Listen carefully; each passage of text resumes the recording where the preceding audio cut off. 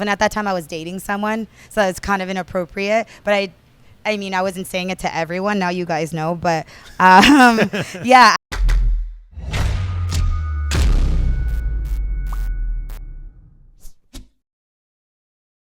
Okay, the interviewer getting interviewed. It's weird. Yeah. It's a little weird. You got to hold I'm a this little thing up. I'm nervous. sorry. I'm You a know little how nervous. these things work. I learned a little. I'm nervous. You're not nervous. How are you? I'm doing good. This is quite the getup you have here. I'm like the pink Power Ranger right Yeah. now. This is cool. This is my It's a new one-piece. gimmick. Yeah. This is It's great. a onesie.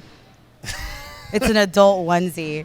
So it's actually in Brazil. I'm not Brazilian, but in Miami, you don't see that you're from Miami. I feel like some of the girls at the gym might wear stuff like this. In Miami, people wear all the kinds. things, right? Or none of the things. Or none of the things. Which is okay it's with Miami. me. That's fine. You're fine with that. Anything goes in Miami. It does. But we're in Hollywood. We're in Hollywood. Anything kind of Hollyweird.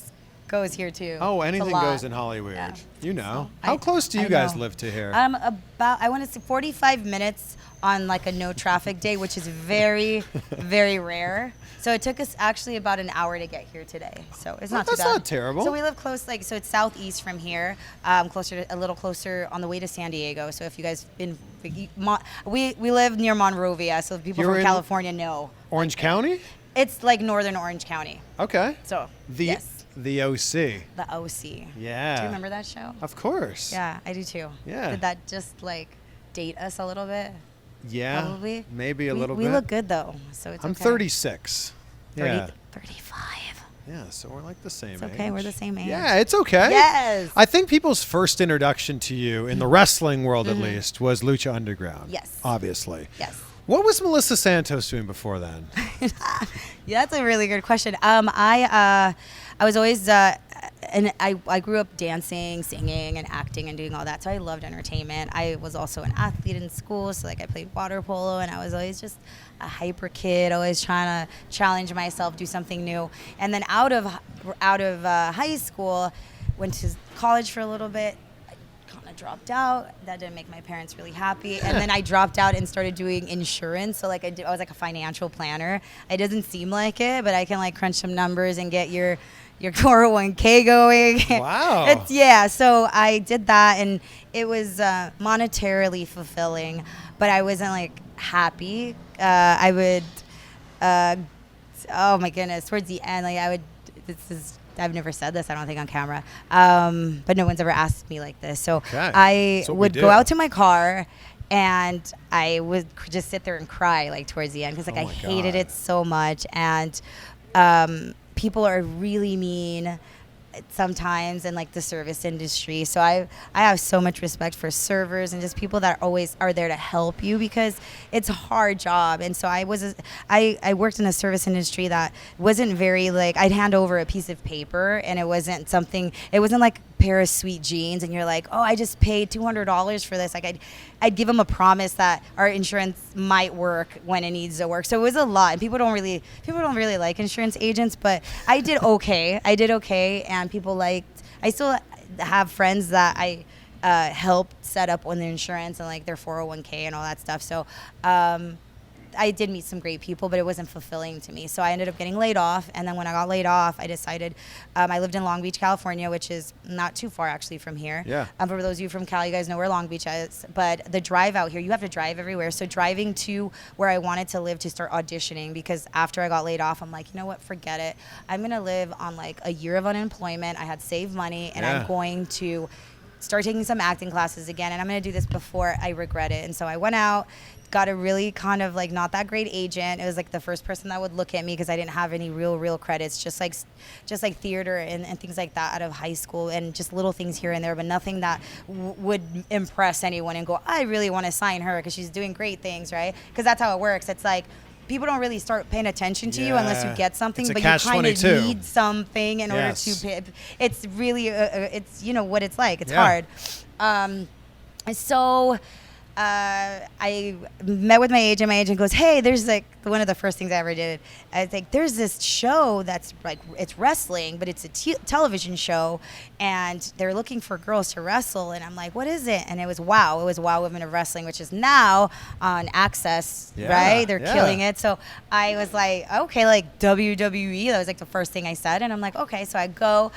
I watched like the girls. I walked in, and the girls that were already casted were there, and they were watching like old wrestling videos, and just a lot of them don't know anything about wrestling. So actually, not one girl was actually a wrestler, just athletes mostly. And so what basically happens is, Leilani Kai comes up to me and goes, "Hey, I like your look. Have you ever been in a ring before?" And I'm in the back, like I'm just watching. I'm basically watching people, just watch wrestling, right? And she goes, "I like you though. Come here." She gets me in the ring. Wow. Yeah, it's like crazy. And I don't know at this point who Leilani Kai is or anything like that. I'm like, okay. And she looked tough as shit. And she is. She is. We're talking about a woman who was at the first like WrestleMania like ever. I mean, this is an incredible like person. And I didn't even know the level of amazing that she was until then. Now I'm in the ring, and she takes my hair back and makes me bump, right? And she's like, boom, and now I'm on the floor. I'm in the ring, and I'm looking up, and she like looks down at me, and she's like, "How was that?" And I'm like, "That was kind of cool," right? And I'm like, "Wow, that was awesome." And that was the only time I ever said taking a bump was awesome. Yeah. Honestly, because it doesn't feel great, right? Tickle. It doesn't. It's a lot. But I learned how to wrestle. I don't have tons of experience, but I guess because I was an athlete, I was able to kind of get in there and like kind of like a guitar player, you learn maybe 3 chords at a time, and you like work those chords, and like I was able to look the part also. And WOW was they're it's very gimmicky. Look at Glow, right? And so it's very like it's showy, and so I was like, I can do this. I'm an actor. I can do this, and it was fun. It didn't take off. So about a year later, I get another call, same agent. They're like, "Hey, there's this lucha show that's looking for a girl to announce, but she needs to speak Spanish, and she needs to be able to wrestle as well." And I'm like, I mean, I can do that. I go in there. I've never announced or anything like that, but I've hosted and done stuff like that. So I'm like, I guess I can do it. So I go in there, and the creators and like MGM, like Eric is there, and like Krista Joseph is there.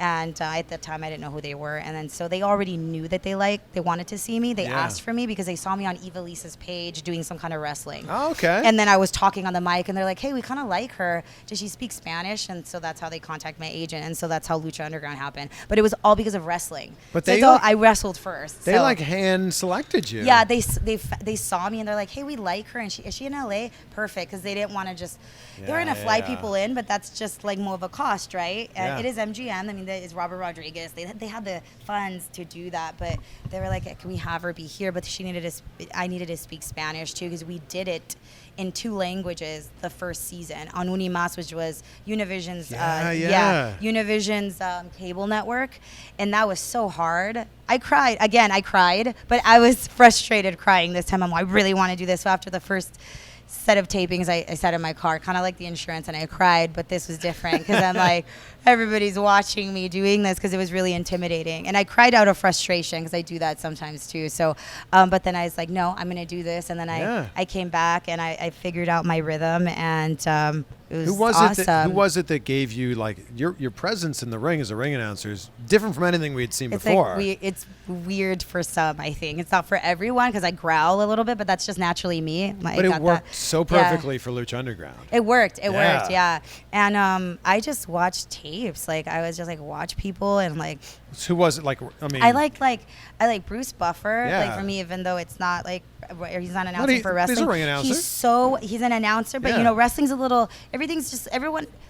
There's a different style for announcing in wrestling. I feel from what I've seen, but like Bruce Buffer just kind of just like did whatever. Like he just like gets low, and he kind of has the growl, and I'm like, I feel like I sound a little bit like that. I didn't copy him, but I like allowed myself to just kind of feel like just kind of do like, and that's where acting I feel like kind of I just allowed myself to just feel the way I should feel in what ring announcer would feel like for me, and it just worked. Like, so the first time you liked did it? No, the first tape, you guys don't ever watch season 1. I'm not season 1, but the first episode of Lucha Underground, it's we're all gonna go I watch was it literally the following lucha, and like I was like terrified, and my rhythm was so weird, and it was just like I was so nervous because I went from auditioning 2 weeks before that to who you have to work and you're going to shoot all these episodes, and I'm like, I have no idea what's going on. And so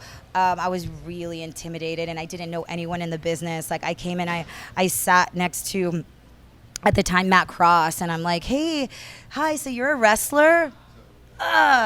What am I doing? Like, now that I think about it, I'm like, what? And a little newbie. Like, I didn't know anyone. I just sat there. I didn't really know much about the indie world. You know what I mean? So I was like, man, like, I just, now that I think about it, I'm like, how embarrassing. But he's like, yeah, I don't know. He's like, I guess I'm going to wrestle. And I'm like, are you a wrestler? He's like, yeah. And I'm like, oh, you've been doing it for a long time? Things like that. And then when I saw him in the ring, I'm like, oh, my gosh, he's like, wow. And I feel like a complete idiot. Well, also when you go to Lucha Underground, I went to a taping, and it's like you're going to a TV taping, which is very different. Like, everything was like we signed releases. We were audience members. Which was so different from Impact or Raw or it's a MLW. TV show. That's the biggest it's like difference. It's like a soap opera, right? Yeah, different from Ring of Honor. Yeah, it's different from all of them. Yeah, and there was no entrance music in person either. No, it wasn't. That was so weird. It's like post-edit kind of stuff. And you're standing in the ring, like just standing there, and then out of nowhere you're like, ding, the following ding, lucha is, and I'm like, where'd that come from? I was, because you don't even hear your the TV cues. Like I'm hearing the cues, so it is different. And what's kind of nice about that is like if I maybe messed something up, which actually I'm so hard on myself that I didn't see myself messing up, and I only probably messed up a couple times because I didn't have cards in my hand. I wasn't allowed to have anything, and a lot of times there was rules, and because there was acting involved and things like that. So within the storyline, there were lines that I have to deliver that were not, I can't just cut a promo. Like I mean, not that a ring announcer would, but at Lucha Underground it could happen, right? I ended up wrestling too. So everything was incredibly scripted. So if something got messed up, you could start again, which I didn't really like that much because I wanted people to like experience it as it would in a show, right? Because once I started Lucha, I actually started watching indie shows. I'm like, let me go watch an indie show. And I'm like, no. It has to have the same feel. I want it to feel like that for everyone, not just so much like a TV show. And that was like a balance and a really special thing that is only Lucha Underground, like because of the TV element, right? So because you're signing release forms, right? They make you turn your shirt inside out if you couldn't walk in there with the logo, right? You couldn't do that. This is the new collar and elbow shirt, though. There you go. Great. All right. Use the link below to get 10% off. Swipe. But I mean, that's Instagram, right? Well, I don't know where this is going to end up. This is YouTube, and the audio of this, people are listening to this right now. I'm just doing it. You didn't even tell me where you could. I mean, I knew you did all the things, and I know you had it. I was like, who knows? I trust him. I said, whatever. I'm going to do it. People are also listening to this on the Chris Van Vliet Show podcast. Yes. But it was Lucha Underground that led to you meeting your husband, who he's sitting over there. But actually, I know, and he's like, I can hear him talking, interrupting my interview here. It's fine. We can't even hear that. You can't even hear it. So I asked Brian this, and I'm interested to hear your answer to this. Take me through the first time you guys met.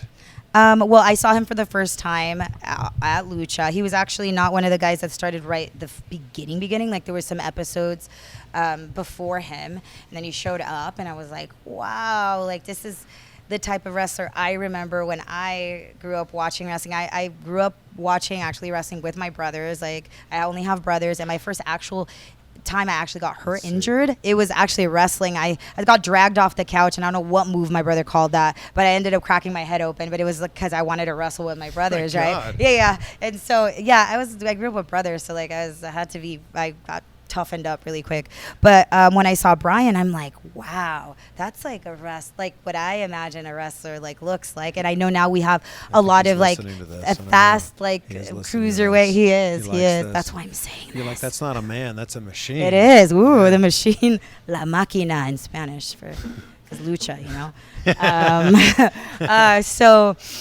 So when I saw him, I'm like, wow, amazing. And I love working out, and I have a lot of respect for bodybuilding and things like that. So of that nature, and just like, I thought that was amazing. I'm like, oh wow, he's so nice. And then he gets in the ring, and he's so nice out of the ring, and he gets in the ring, and he's like a completely different character. Yeah. And the artist in me is like, wow, look at him. He's like transformed into this like. So you had an instant crush. So I 1000% had a crush on him, and I sat there and I was like, wow. I turned to the guy who used to ring the bell behind me, and I'm like, hey, I get paid for this? And he's like, absolutely. I'm like, that guy is now my favorite, is what I said. But I just kind of kept it to myself. And at that time I was dating someone, so it's kind of inappropriate. But I mean, I wasn't saying it to everyone. Now you guys know. But yeah, I was dating someone, but I just thought he was spectacular. And he was so great in the ring, still is.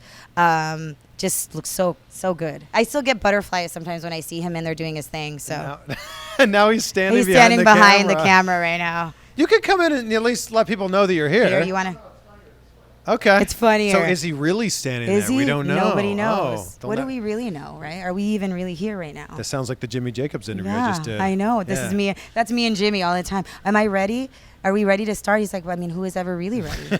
Are we really even here? So you're dating this guy, but you see the machine and you're in love with the machine.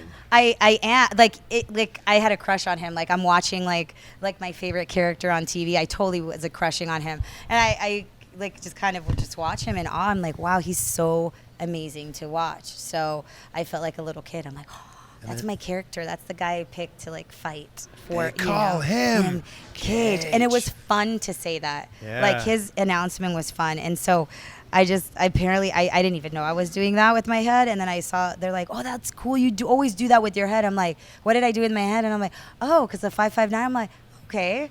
And it was just fun. And they allowed me to do that. Lucha Underground allowed me to do a lot of things that I think wouldn't be a normal, like, kind of ring announcer thing to do, right? Yeah. Like, so, like, they allowed me to do so much. They gave me so much freedom and didn't really stifle that at all. They were like, you have to do this. And unless it, like, was completely sucking, I guess. Like, it was never happened. Like, they never said anything. At least they made me feel like I knew what I was doing. So how did that transition into what you're doing now with Impact? I mean, I developed it's wrestling, right? So like I developed like an incredible like confidence within the wrestling world. You have a big fan base now. It's nice. Like, you guys are awesome, and everyone who is supportive of me, I'm very, very like thankful for, because I get to make a living in the wrestling world. Yeah. I never thought I was going to do anything like that. So, and it's because of that, and it's definitely because of Lucha Underground. And so how it translated was I started traveling doing, Brian actually started helping me get bookings in the indie world outside of Lucha Underground.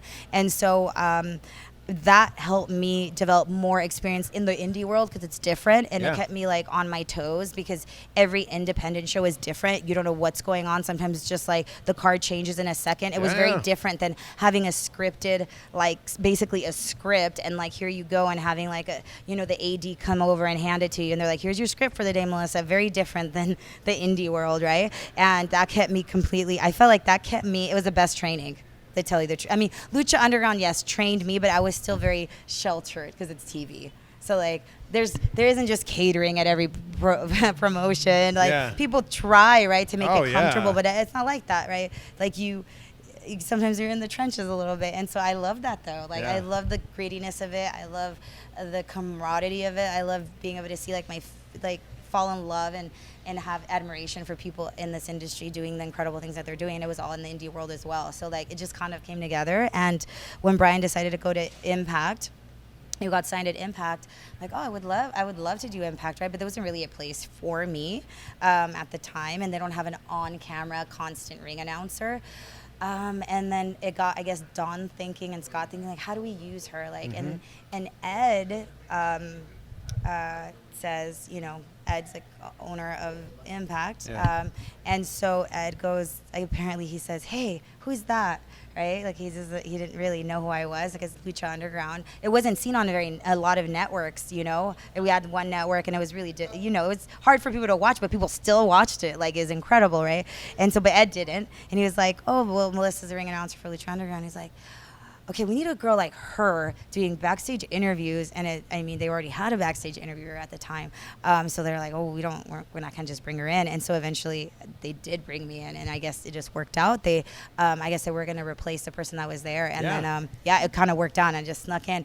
Backstage interviewing is new for me. But it was still acting, like I'm listening, and I'm just engaging. And because I know almost everyone, like we have chemistry, so it's fun, and they play with me, and it's just fun. They even ask me, hey, Melissa, do you think it's okay if you do this? I'm like, I trust them so much that I'm like, do whatever you want. Like, you guys, this is your character, and I never feel that I'm going to ever be in a position where I'm going to feel uncomfortable or that they're going to compromise, like, who I am as, like, a human being. It's wrestling. Boundaries are sometimes like kind of pushed, right? And I love that. And as an artist, I want to do fun things like that. I like it. It's better than just kind of like holding the mic and going and just listening. Like if I can get involved and you guys do stuff, I'm hell yeah, it makes my day so much more fun. So do you have plans to get back into the ring? I would love to. I injured my leg training, actually, so I had to get surgery 4 months ago. Yeah. I've seen all your Instagram stories. You're like, I hope I get in shape again. Like, is that how I sound to you? Well, it's like, I don't it's feel just in ridiculous. shape. I don't feel, because I'm so used to like being able, I can't jump right now. It's so weird. Oh, wow. Yeah. So because of, I had an ACL reconstruction. What happened? I was training to wrestle again. Oh, no. I was going to do a tag match with Brian at Bar Wrestling, Joey Ryan's promotion. Yeah. And it's weird. I got stuck in like the mat. It was weird. And then you just hear the pop, and my ACL, it was going to go already. It was just, it happened then. And I'm glad it happened then and not in the middle of the match. Sure. Because we were about to do a match, and like, because I'm still very new, and just creating a match so quickly is not something that I can just do while I'm like, shaving like these guys do it. So we were putting together the match like a couple days before and just kind of getting a feel of what I can do. And I went in to do a 540 kick because Ryan goes, oh, your 540 kicks are dope. And I'm all right, cool, I can do this here. And I'm like, dude, I haven't done one in a while because baby, and I had just had a baby not too long before that, and I had it snap. And I'm like, no, like something, and I knew, and my leg went out on me, and I had surgery. And then right now I'm in recovery mode, 4 weeks out, or 4 months out.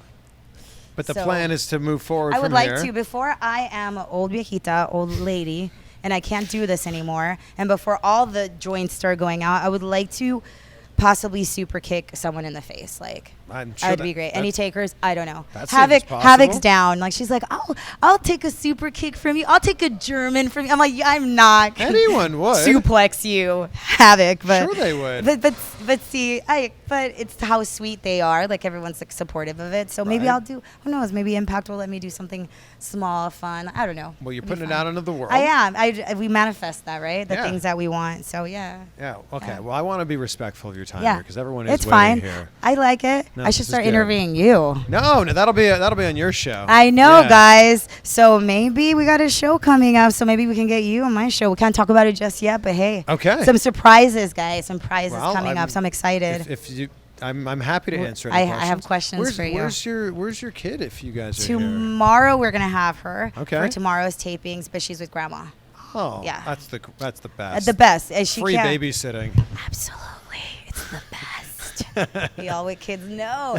And she's so spoiled with my parents. Like, I'm like, were you like this with me? I don't remember you being like this with me. And like, she comes over and she's like, I'm here for you, baby Skylar. I'm like, what about me? Am I chopped liver? Like, I'm standing right here, Mom. Like, no, it changes when moms become grandmothers. Yeah, because I see it with my mom, with my sister's kids. Yeah. I'm like, you didn't act like that with me. Yeah, you don't remember. You're like, I don't think they did. Like, I don't remember, and she didn't act like that with me. It's a grandma thing. It's a grandpa thing. Do you have a favorite Brian Cage match? Oh, God. Favorite Brian Cage match?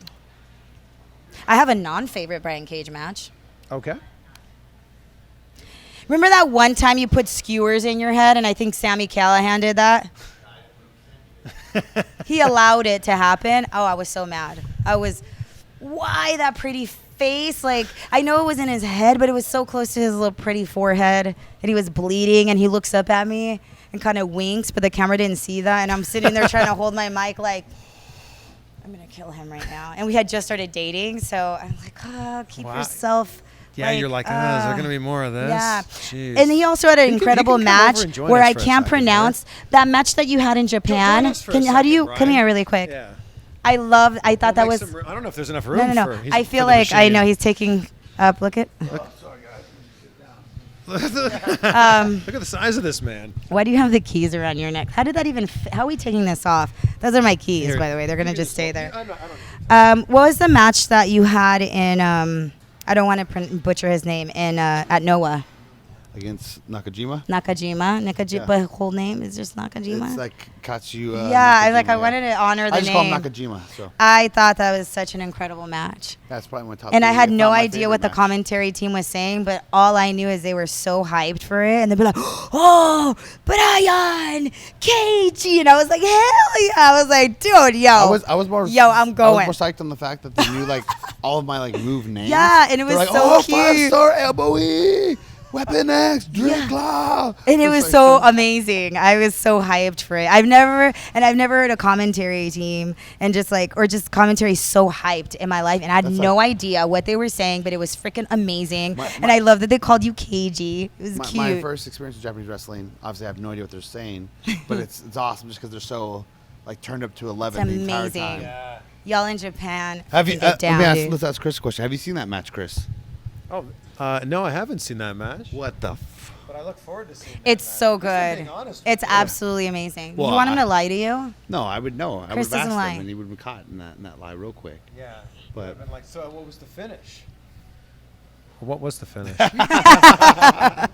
you have to watch to find out. Okay. I told you I was gonna sneak around, and it was gonna happen eventually. All right, I need one of these. Okay, I'll take Brian. I've been trying to interview him the whole time, and it's kind of almost worked. Thank you both. Thank you. I think the order of these going up would be Brian's first, and then everyone will know all the things that happened in Brian's interview. Yeah. And then they will now be watching the payoff in this interview. Yes. And here it is. Yo. This is the payoff. All right, guys. So thank you. Thank you both. Thank you so much for this. Yeah, do it. Thank you, guys. Love you guys. Well, there you go. Thank you so much for checking out my chat with Melissa Santos and special guest, her husband, the Machine, Brian Cage. And I feel like I really missed an opportunity during this interview to do a really solid Melissa Santos, as my finger comes up here, impression. Or I really missed the opportunity for her to say my name in the way that only Melissa Santos can. Guess we'll have to do that in the next interview. I certainly did not miss the opportunity to wear this awesome collar and elbow t-shirt. Little Waffle House inspiration here. I've worn this a few times on Instagram. If you guys follow me, at Chris Van Vliet, you guys have asked about it. So if you're interested in picking one up, I will leave the link below. My code CVV10 will give you 10% off this collar and elbow t-shirt. I like to tell you guys about my next interviews when I know what they are. And my next one, I'm flying to Houston this coming weekend. My dad and I go to a different Major League Baseball stadium every single year. It's one of my favorite traditions that I have with any of my family members.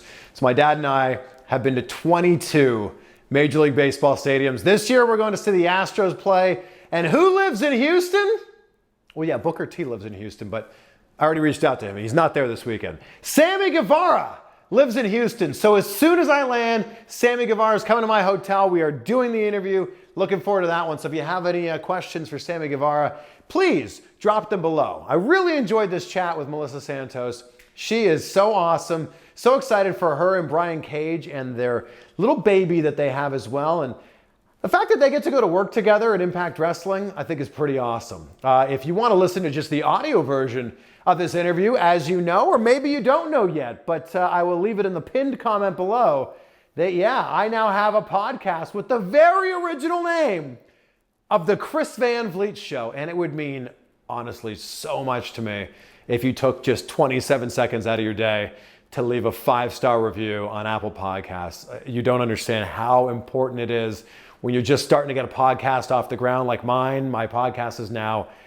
8 weeks old, I believe. So the more reviews we can get, the more people will find out about it, and the higher we will be ranked. So thank you so much for checking this out. If you don't already, boom, whoa, there's a reminder to subscribe right there. Sound effect and all. We're so damn close to 200,000 subscribers. Can we do it before All Out? What do you think? Can we? Yeah, of course we can. Woo, let's do it.